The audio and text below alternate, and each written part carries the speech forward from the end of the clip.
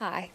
Last night, during his acceptance for his Hall of Fame, Logies Hall of Fame place, Kerrie O'Brien warned the Australian public not to let politicians diminish the public broadcaster. So my question is, what can be done to make sure the future of journalism is factual, fully funded, and protected from monetary influence and government interference?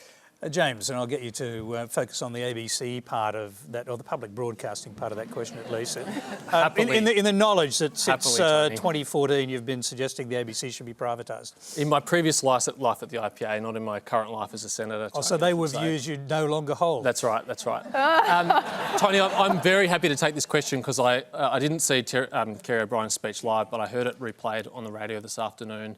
And it was like he was playing ABC opinion bingo card. He literally ticked off every predictable ABC opinion, one after the other. And this is one of the problems that so many Australians have with the ABC and with the public broadcaster. And that is that the opinions are so predictable, they're so often left-wing, and many Australians of a liberal and conservative outlook don't get a look in on this ABC. And so can I just ask you, Tony? Is it left-wing or right-wing to worry about the ABC funding cuts, which have had a profound, and I say this just as a fact, have had a profound impact on the ABC's morale, on its future planning, and what it will ultimately do with the money that it gets. And we're going to see a lot of job losses as a result of those cuts. They will come.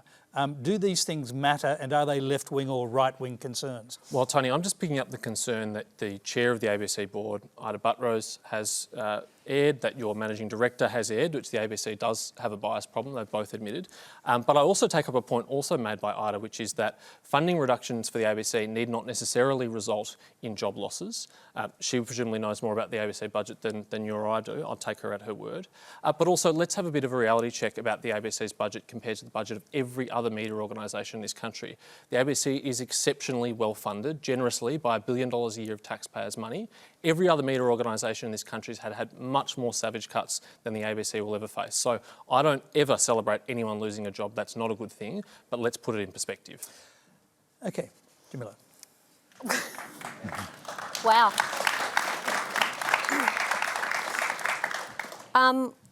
I listened back to the speech this morning from Kerrie O'Brien, and the three main points that I took out of that, other than, a little bit of a crack at Karl Stefanovic, was his commitment to seeing Australia close the gap when it came to Indigenous life expectancy and broader issues around Indigenous Australians, a commitment to press freedom, and scientific reporting on the question of climate change.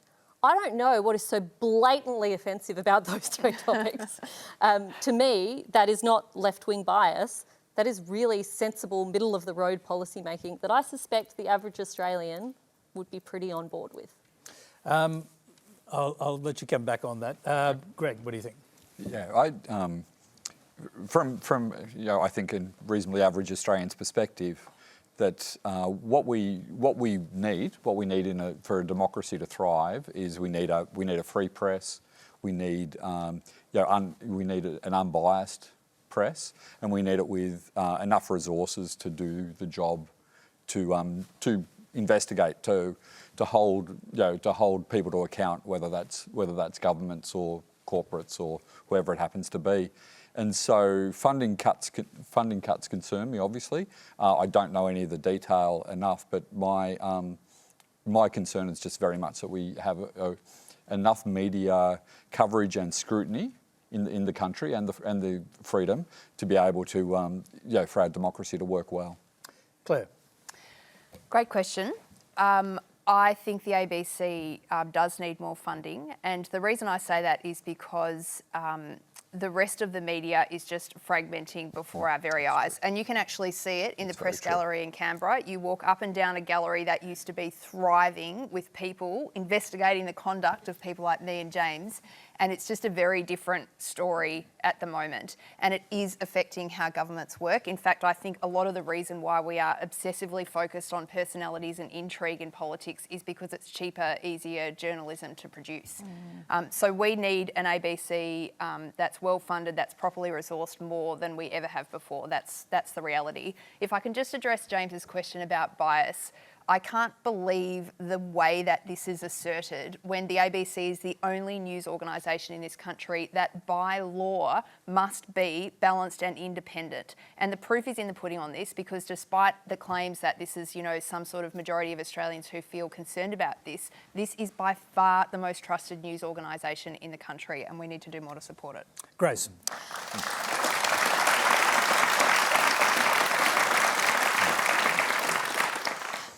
Look, I'm not sure about the funding issue. I'm not an expert on the ABC's budget, but I will say that there's just a couple of issues. One is that just with technology, that's been a huge game changer for the whole landscape, and that's hitting in so many different ways. And in terms of money, perhaps sometimes I think it's, if you try to do too much, you spread yourself too thin. And from what I notice as an ABC consumer, and I love the ABC and I'm a consumer of their media, I just think that there's a lot of sort of tentacles and a lot of stuff that I think, well, you could bring it back and do a few things really, really well. As to the issue of bias, I do think that it's not so much in the bias of the people, Tony, because I don't know how you vote. Tones. And I'm not going to tell you. Oh, no. This is my right as a citizen. So Yeah. please continue. So it's not so much about the individuals, it's more about the same topics that are revisited all the time. It's just like the same sort of topics and the same sort of themes and the same sort of flavour. So Except tonight on this program, and your ability to say whatever you want, right? Exactly, yeah.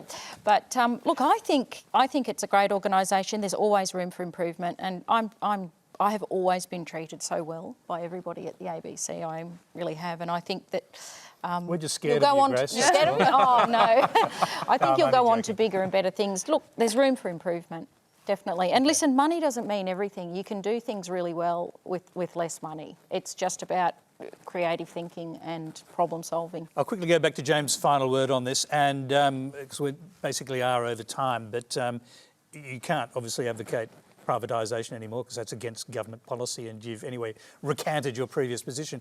But what about merging the public broadcasters, because that's another thing that's been on the agenda? Is that something the government will look at, and would you encourage them to do so? No, I'm sceptical about that. I think the ABC and SBS play different roles and are different organisations and have different cultures and very different legislation. As you know, the SBS is permitted to take advertising, the ABC is not. So I can't see how a merger would work, and I'm not advocating that.